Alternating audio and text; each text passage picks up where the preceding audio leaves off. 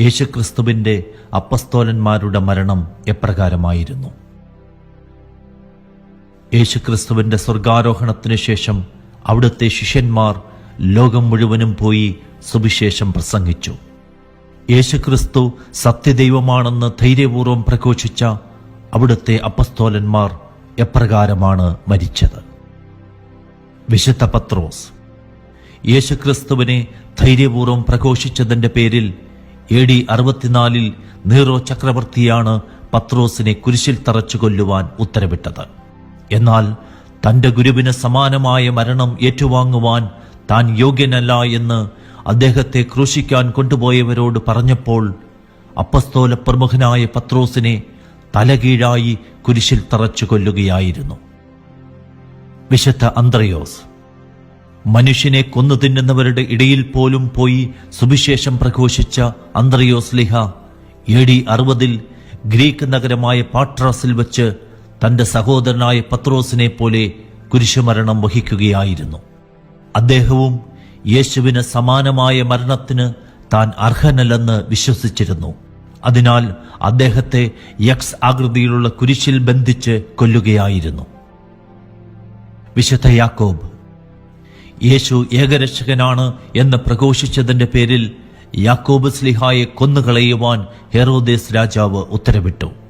അതിന്റെ ഫലമായി AD 44 ജെറുസലേമിൽ വെച്ച് അദ്ദേഹം കഴുത്തറുത്ത് കൊല്ലപ്പെടുകയായിരുന്നു. വിശുദ്ധ യോഹന്നാൻ ലോകം മുഴുവനെയും രക്ഷിക്കാൻ മനുഷ്യനായി അവതരിച്ച ദൈവപുത്രനായ യേശുക്രിസ്തുവിനെ പ്രഘോഷിച്ചതിന്റെ പേരിൽ റോമാക്കാർ യോഹന്നാൻ സ്ലിഹായെ ഒരു കൊളോസിയത്തിൽ കൊണ്ടുവരികയും അദ്ദേഹത്തെ കൊന്നുകളയുന്നതിനു വേണ്ടി തിളച്ച എണ്ണയിൽ എറിയുകയും ചെയ്തു. എന്നാൽ യാതൊരു പരിക്കും ഏൽക്കാതെ അദ്ദേഹം അത്ഭുതകരമായി രക്ഷപ്പെട്ടത് കണ്ട് കൊളോസിയത്തിൽ സന്നിഹിതരായിരുന്ന മുഴുവൻ പേരും യേശുവിനെ രക്ഷകനും നാഥനുമായി ഏറ്റുപറഞ്ഞ് ക്രൈസ്തവ വിശ്വാസം സ്വീകരിച്ചു. പിന്നീട് ഗ്രീസിലെ പാത്മോസിലേക്ക് നാടുകടത്തപ്പെട്ട വിശുദ്ധ യോഹന്നാൻ ദൈവത്തിൽ നിന്നുള്ള വെളിപാട് സ്വീകരിച്ചുകൊണ്ട് പുതിയ നിയമത്തിലെ വെളിപാട് പുസ്തകം എഴുതി. കാലക്രമേണ എഫേസോസിൽ തിരിച്ചെത്തിയ അദ്ദേഹം AD 94 അവിടെ വച്ച് സ്വാഭാവിക മരണം സ്വീകരിച്ചു. വിശുദ്ധ ഫിലിപ്പോസ് പുരാതന ഗ്രീക്ക് നഗരമായ ഹീരാപോളിസിൽ വെച്ചാണ് അദ്ദേഹം രക്തസാക്ഷിത്വം വരിച്ചത്. വഴിയും സത്യവും ജീവനുമായ ക്രിസ്തുവിനെ പ്രഘോഷിച്ചതിന്റെ പേരിൽ ഫിലിപ്പോസ് ലിഹായെ തലകീഴായി കുരിശിൽ തറച്ചു കൊല്ലുകയായിരുന്നു. തലകീഴായി കുരിശിൽ കിടന്ന് മരണവേദന അനുഭവിക്കുമ്പോഴും അവിടെ കിടന്നുകൊണ്ട് അദ്ദേഹം ആ വഴിയെ കടന്നുപോയവരോട് സുവിശേഷം പ്രഘോഷിച്ചു. വിശുദ്ധ ബർത്തലോമിയോ സത്യദൈവത്തെ തിരിച്ചറിഞ്ഞിട്ടില്ലാത്ത വിഗ്രഹാരാധകരുടെ ഇടയിൽ ലോകത്തിന്റെ പ്രകാശമായ ക്രിസ്തുവിനെ പ്രഘോഷിച്ചതിന്റെ പേരിൽ നിരവധി ക്രൂരമർദ്ദനങ്ങളാണ് സ്ലീഹ ഏറ്റുവാങ്ങിയത്. വിഗ്രഹാരാധകരുടെ കോപത്തിന് പാത്രമായ അദ്ദേഹം പിന്നീട് അർമേനിയയിലെ അൽബാൻ നഗരത്തിൽ വച്ച് ശിരച്ഛേദനം ചെയ്യപ്പെടുകയായിരുന്നു. വിശുദ്ധ മത്തായി ക്രിസ്തുവിന്റെ സ്വർഗാരോഹണത്തിന് ശേഷം പേർഷ്യ, എത്യോപ്യ എന്നിവിടങ്ങളിൽ സുവിശേഷവേല ചെയ്ത വിശുദ്ധ മത്തായി പുനരുത്ഥാനവും ജീവനുമായ യേശുവിനെ തീഷ്ണതയോടെ പ്രഘോഷിച്ചതിന്റെ പേരിൽ എത്യോപ്യൻ രാജഭടന്മാരുടെ വാളിനിരയായി രക്തസാക്ഷിത്വം വഹിക്കുകയായിരുന്നു. ഹെൽപ്പയുടെ പുത്രനായ വിശുദ്ധ യാക്കോബ് വഴിയും സത്യവും ജീവനുമായ യേശുക്രിസ്തുവിന്റെ സുവിശേഷം പരിശുദ്ധാത്മാവിനാൽ നിറഞ്ഞ് ജെറുസലേമിലുടനീളം പ്രഘോഷിച്ച ഹെൽപ്പയുടെ പുത്രനായ യാക്കോബിനെ സുവിശേഷവേല ചെയ്തുകൊണ്ടിരിക്കെ ജെറുസലേമിൽ വെച്ച് യഹൂദർ കല്ലെറിഞ്ഞു കൊല്ലുകയായിരുന്നു. വിശുദ്ധ ശിമയോൻ മനുഷ്യനിർമ്മിതമായ ദൈവിക സങ്കല്പങ്ങളിൽ മുഴുകി ജീവിച്ചിരുന്ന ജനങ്ങളുടെ ഇടയിൽ സത്യദൈവമായ ക്രിസ്തുവിനെ പ്രഘോഷിച്ച അപ്പസ്തോലനായ വിശുദ്ധ ശിമയോൻ അവരുടെ കോപത്തിന് പാത്രമായി. പേർഷ്യയിൽ വച്ച് അവർ അദ്ദേഹത്തെ ബന്ധനസ്ഥനാക്കി സൂര്യദേവനെ ആരാധിക്കാൻ നിർബന്ധിച്ചു. എന്നാൽ അതിന് വിസമ്മതിച്ചതിനാൽ അദ്ദേഹത്തെ ശിരസ് മുതൽ പാദം വരെ ശരീരം നേർപകുതി 2 കഷ്ണങ്ങളായി കീറിമുറിച്ച് കൊല്ലുകയായിരുന്നു. വിശുദ്ധ യൂദാസ് തദേവൂസ് യൂദയ, സമേറിയ, സിറിയ, മെസപ്പൊട്ടാമിയ, ലിബിയ എന്നിവിടങ്ങളിൽ സുവിശേഷം പ്രഘോഷിച്ച ശേഷം അർമേനിയയിൽ വെച്ച് രക്തസാക്ഷിത്വം വഹിക്കുകയായിരുന്നു. ലോകരക്ഷകനായ യേശുക്രിസ്തുവിനെ ധൈര്യപൂർവ്വം പ്രഘോഷിച്ചതിന്റെ പേരിൽ യൂദാസ്ലിഹായെ ദണ്ടുകൊണ്ട് അടിച്ച് കൊലപ്പെടുത്തിയ ശേഷം അദ്ദേഹത്തിന്റെ കഴുത്തറത്ത് മാറ്റുകയായിരുന്നു. വിശുദ്ധ പൗലോസ് യേശുവിന്റെ സ്വർഗാരോഹണത്തിന് ശേഷം അവിടുന്ന് പ്രത്യേകമായി തിരഞ്ഞെടുത്തവനും യേശുക്രിസ്തുവിന്റെ അപ്പസ്തോലൻ എന്ന് ബൈബിൾ വിശേഷിപ്പിക്കുന്നവനുമായ വിശുദ്ധ പൗലോസ് വിഗ്രഹാരാധനയ്ക്കെതിരെ ശക്തമായ മുന്നറിയിപ്പ് നൽകിക്കൊണ്ട് സകല ജാതി മനുഷ്യരും രക്ഷ പ്രാപിക്കാൻ യേശുക്രിസ്തുവിൽ വിശ്വസിക്കണം എന്ന് ധൈര്യപൂർവ്വം പ്രഘോഷിച്ചതിന്റെ പേരിൽ അദ്ദേഹം റോമിൽ വെച്ച് തടവിലാക്കപ്പെടുകയും പിന്നീട് അദ്ദേഹത്തെ കഴുത്തറത്ത് കൊല്ലുകയുമായിരുന്നു. വിശുദ്ധ മത്തിയാസ് രക്ഷകനായ യേശുവിനെ ആദ്യമായി അനുഗമിച്ച 72 പേരിൽ ഒരാളും ഒറ്റുകാരനായി യൂദാസിന് പകരക്കാരനായി അപ്പസ്തോലന്മാരുടെ ഗണത്തിലേക്ക് തിരഞ്ഞെടുക്കപ്പെട്ടവനുമായ വിശുദ്ധ മത്തിയാസ് പരിശുദ്ധാത്മാവിനാൽ നിറഞ്ഞ് സുവിശേഷം പ്രഘോഷിച്ചു.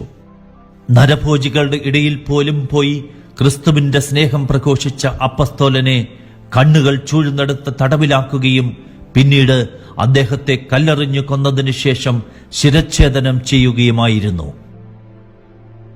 വിശുദ്ധ തോമാസ്ലിഹ തീഷ്ണമായ വിശ്വാസം കൊണ്ട് നിറഞ്ഞ് എന്റെ കർത്താവും എന്റെ ദൈവവും എന്ന് ഉദ്ഘോഷിച്ച തോമാസ്ലിഹായാണ് ക്രിസ്തുവർഷത്തിന്റെ ആദ്യ ശതകത്തിന്റെ മധ്യകാലഘട്ടത്തിൽ ഭാരതത്തിൽ ക്രൈസ്തവ വിശ്വാസം പകർന്നു നൽകിയത്. AD 52 കൊടുങ്ങല്ലൂർ തുറമുഖത്ത് കപ്പലിറങ്ങിയ അദ്ദേഹം സുവിശേഷം പ്രഘോഷിക്കുകയും കൊടുങ്ങല്ലൂർ, പാലയൂർ, കോട്ടക്കാവ്, കൊക്കമംഗലം, ചായൽ, നിരണം, കൊല്ലം എന്നീ സ്ഥലങ്ങളിൽ 7 ക്രൈസ്തവ സമൂഹങ്ങൾ സ്ഥാപിക്കുകയും ചെയ്തു. സത്യദൈവമായ ക്രിസ്തുവിനെ ധൈര്യപൂർവ്വം പ്രഘോഷിച്ചതിന്റെ പേരിൽ മൃഗങ്ങളെയും ഇതിഹാസ കഥാപാത്രങ്ങളെയും ദൈവങ്ങളായി കണ്ട് ആരാധിച്ചിരുന്ന വിഗ്രഹാരാധകരുടെ കോപത്തിന് പാത്രമായ തോമാസ്ലിഹായെ AD 72 മൈലാപ്പൂരിൽ വെച്ച് അവർ കുന്തം കൊണ്ട് കുത്തിക്കൊലപ്പെടുത്തുകയായിരുന്നു.